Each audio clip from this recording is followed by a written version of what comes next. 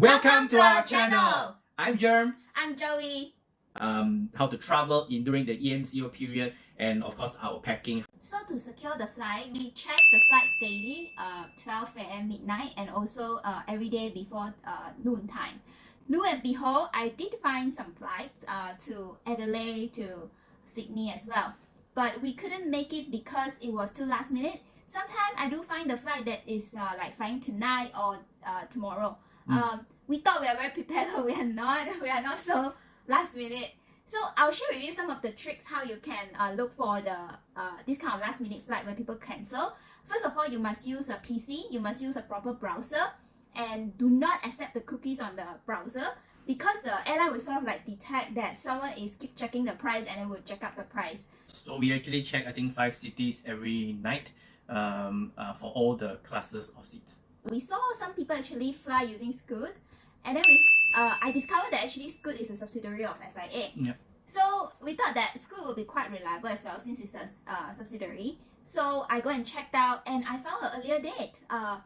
And we look at the price and the policy. I mean, to be honest, if you use Scoot, it's really you book at your own risk, because it is not refundable. So you have to make sure that you were able to fly on that day. If not, it's not refundable. It's a one-way ticket, and it costs us around 9,700? Yeah, 9,700 ringgit. For 2 person to Sydney. Yeah. Well, compared to SIA business class, this is a good deal actually, right? And then we really jump on it. After we bought the ticket, flight cap happened. That Australia government have reduced 50% of the passenger that can fly into Australia. Yeah, so they have a quota of the number of passengers. So I think right now for Sydney, they have reduced it down to 1,500 people per week. Yeah, so once that announcement came out, we are so anxious that every day we are checking whether our flight is cancelled or not, and we also call Scoot now and then, and just to make sure, but we still proceed with our preparation and planning. So now that we have shared with you how we secured our flight tickets, we're gonna share a bit more on how we prepare documentations, which is definitely a lot. We're not gonna go through every single document because there is a ton of it. All the documents that you require will be in the description below, guide you through the blind spots or the potential traps that you may face. Yeah. So let's say if you lived and worked in Australia before, and you do have some physical identity proof like Australia photo ID, driving license, Medicare card, I don't think you have any issue, because Malaysia immigration, they are not so digitalized yet. They want to see something physical in a card, that kind of thing. But if you don't have those card, Medicare card, driving license, I suggest you apply MTP to be safe. For our situation, we are new PR, that we receive our PR outside of Australia, so we have never lived or worked in Australia before, so we don't have those card per se. So yeah, so to be safe, you just apply MTP. How to do it is that you go to the others category in the MTP website, and you submit your passport detail and your VEVO document, and also your visa grant letter, and you should be able to get approval maybe in a week time for our case. Yeah. But to be on the safe side, always check with Malaysia immigration, because they are the person with the final say. Yes. Another scenario are those who have dual citizenship. You might question Malaysia does not allow dual citizenship. But there is a unique scenario for those who are under 18 and they are born to a PR parents, Australia PR parents. There is also happen to be a Malaysian citizen, and by that, if the parents apply for them, they will have dual citizenship until they are 18 years old, and they must choose by that. So there are cases they came back to Malaysia and immigration wanted them to use the Malaysia passport to enter.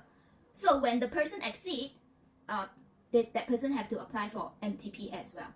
Another catch will be tax clearance. Applies to expatriate and also local Malaysian. Let's say 2021, you have been working with an employer in Malaysia, and you also need to leave the country.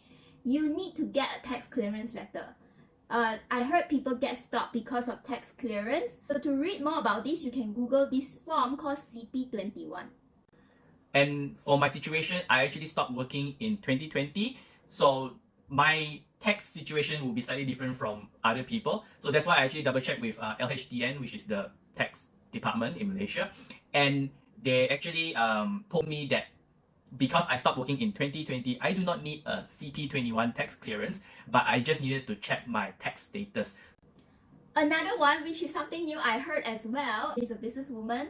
The business partner owe the customs some GST, and she got stopped because immigration can see somehow the system is late. Be aware of that.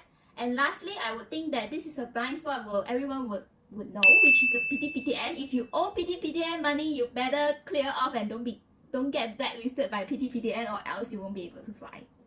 Okay, so I think airline and also Malaysian immigrations would like to see a physical copy as well. I suggest you print them out.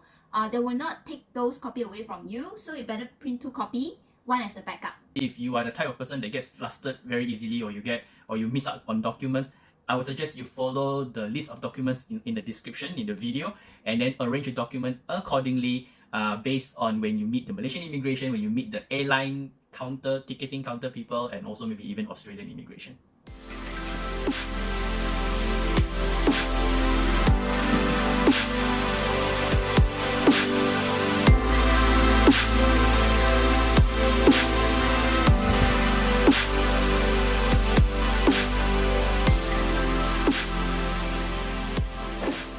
And I would suggest don't bring an extension cable or in Australia I think it's called a power board. Yeah, so don't bring that, because we have heard cases that it actually causes a power trip. And also, please go online to the Australian Border Force website and actually check out what are the do's and don'ts in terms of whether you can bring in like meat, cheese, dairy, honey, or even Milo and things like that. Double check all of that. Based on our research, we also want to share with you some tips for quarantine. First, please bring maybe like a scissors or a small knife if you want to cut fruits and things like that. You can also bring a HDMI cable, so that if let's say you want to watch Netflix or whatever, you can connect your laptop to the TV inside the quarantine room. Of course, you can also bring some detergent or so, but especially if you are in quarantine for 2 weeks, you don't have enough underwear to wear, at least bring some detergent to wash lah.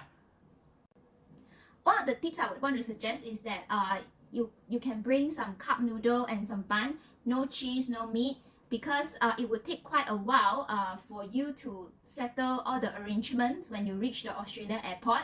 So when you come to the quarantine hotel as well, it will take quite a while for you to get your first meal here.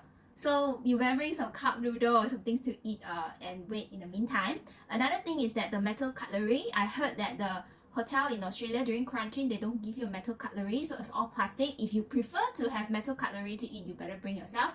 Otherwise, you can also do online order, and order food takeout is allowed. And most importantly, bring international plug.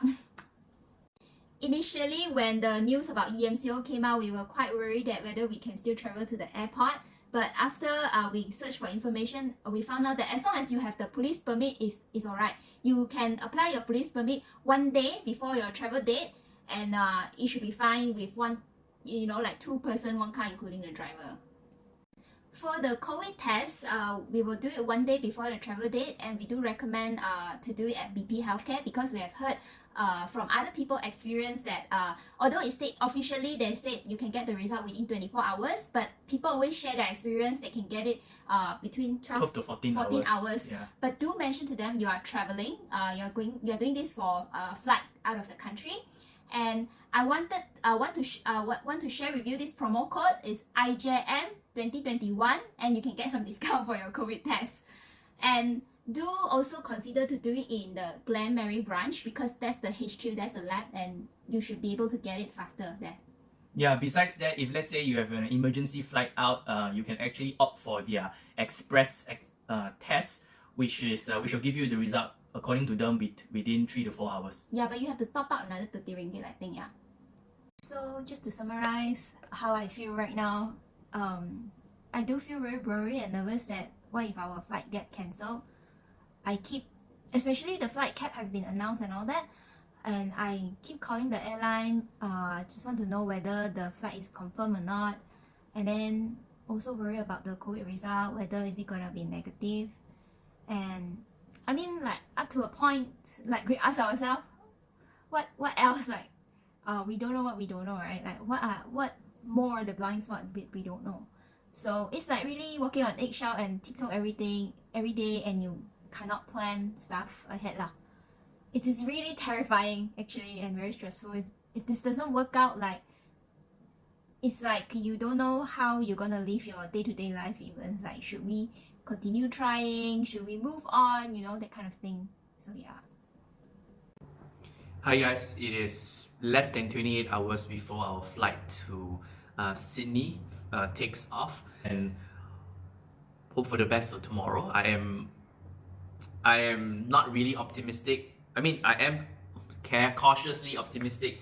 I'm quite nervous, to be honest with you, because I think the trauma of being offloaded previously is still around, and the best thing that we can do is actually to expect the worst. We wanted to find out what are our blind spots, and then obviously if you don't know if the blind spot exists, then how are you able to actually prepare for it. So a lot of things that we are double checking and triple checking, making sure that tomorrow runs smoothly. So hope for the best. So if you find all of this information useful and helpful and whatever, please let us know in the comments below. Hit the like button and share it out, and then subscribe to our channel as well, as we give you guys more valuable information in the next coming videos. Thank you. Bye.